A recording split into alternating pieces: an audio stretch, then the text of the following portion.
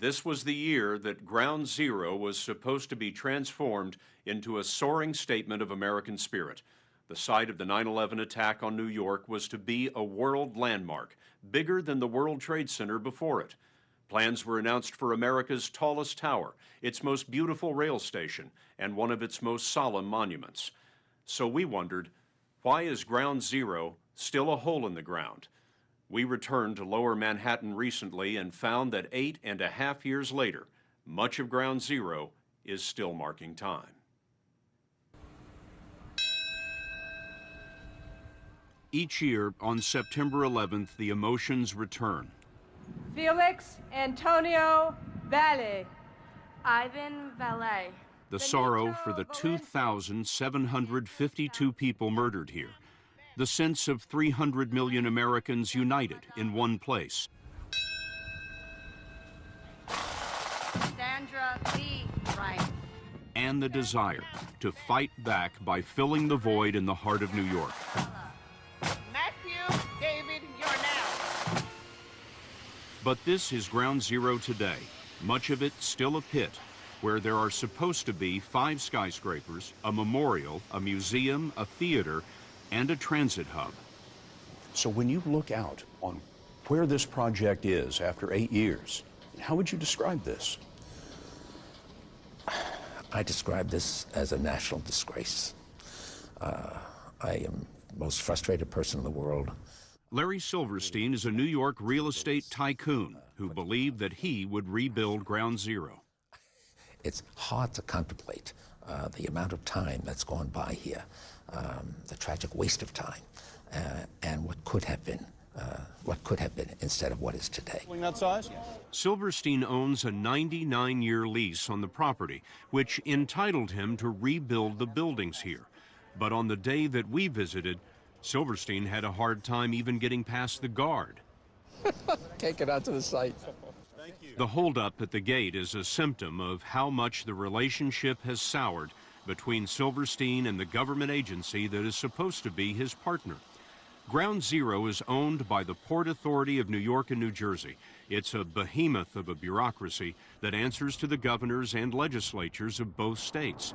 The port, as it's called, runs bridges, tunnels, and airports. The only skyscrapers it ever built were the Twin Towers 40 years ago.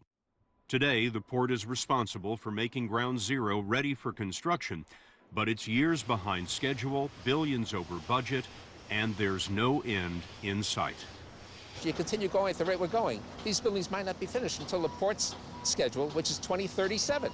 Now, I'm 78 years of age. I want to see this thing done in my lifetime. This is what you were supposed to see by now.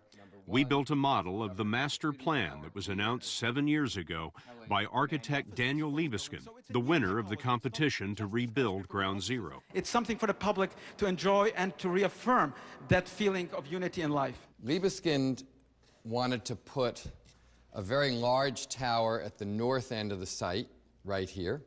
Paul Goldberger wrote a book on the project. He's the architecture critic for the New Yorker magazine. He had gardens at the top and this spire going all the way up to 1,776 feet. There were going to be gardens here that formed what he called a vertical park. Yes, that's right. And then a series of other office towers that would kind of spiral up to the climax of number 1. This is what Libeskind's plan looked like in early 2003 when it was chosen. What people in this country thought was going to be built here. Yes, so did Libeskind, I think, actually, but it wasn't. The trouble started with the tallest tower. Silverstein didn't think the design was sensible as commercial real estate, so he insisted on bringing in a new architect. After a struggle of egos, the curtain was pulled to reveal a second tower design. But this was the beginning of a pattern. Lots of models, no buildings. Instead of a construction site, Ground Zero became a stage for elaborate but meaningless groundbreakings and ribbon cuttings. This show was more than 5 years ago, when New York Governor George Pataki laid the cornerstone for the second version of the tower. Today we take Adirondack granite, the bedrock of our state, and place it as the foundation, the bedrock of this new symbol of American strength and confidence. The granite, with its inscription honoring the fallen and the enduring spirit of freedom, was to be rock-solid proof that the project was underway. Today, we build the Freedom Tower.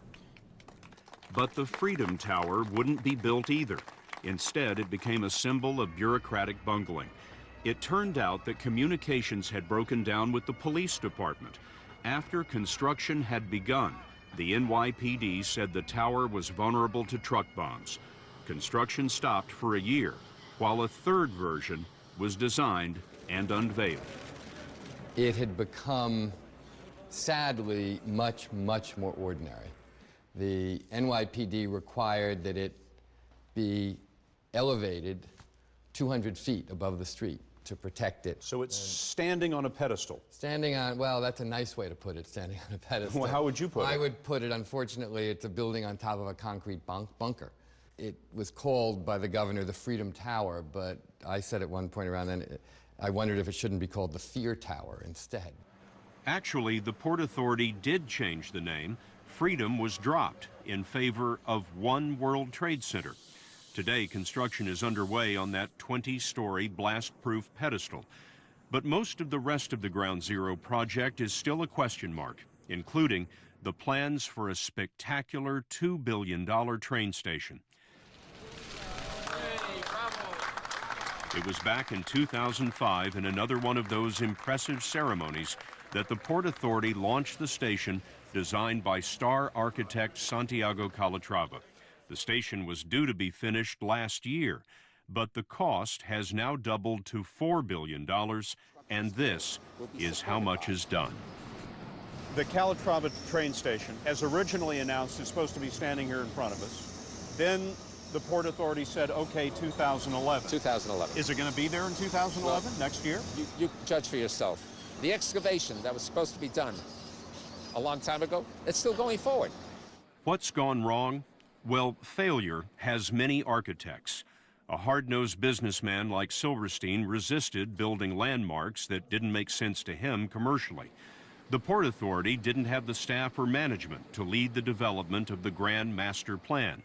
And because the port is a state agency, the nation's most powerful mayor, Michael Bloomberg, became a bystander. Throw in egos, politics, and incompetence, and you have a project that is still in a ditch. Saving Ground Zero has now fallen to Chris Ward. Ward is the latest executive director of the Port Authority. He was brought in a year and a half ago specifically to get Ground Zero off the ground.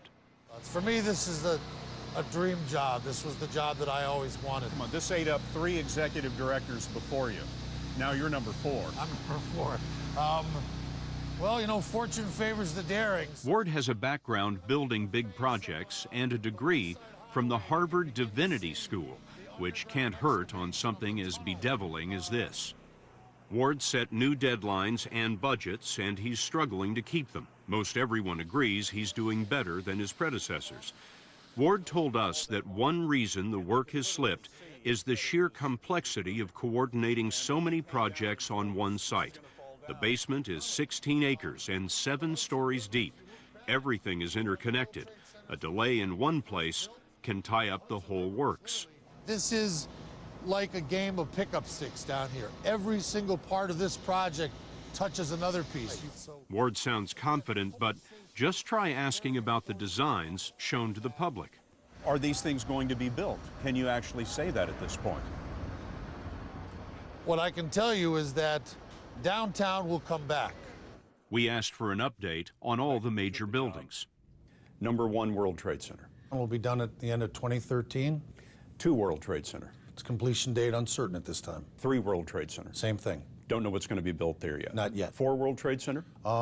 Completion date in 2014. 5 World Trade Center. 5 World Trade Center is uncertain at this point. Performing Arts Center. Uncertain at this point. Much of the uncertainty comes from the second disaster to hit Manhattan's financial district, the Great Recession. Financing and demand for office space have dried up. Halt! Fair to say, the most sensitive piece of all is the memorial, envisioned in this animation. 2 waterfalls in the footprints of the original towers. Demanded by the families, promised by politicians, the memorial is the port's